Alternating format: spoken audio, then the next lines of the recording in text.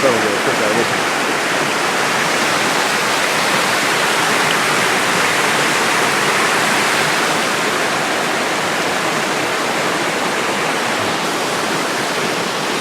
Hey everyone, Mark from Maine again. Over here at Indian's Last Leap in Springvale, Maine again on the Mousam River. It's Tuesday, 4th, I believe. Yeah, check out this place now.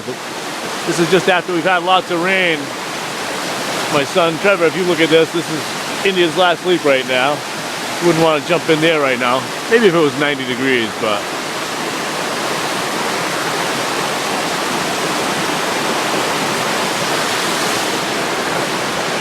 Anyway, I thought you'd like to see that.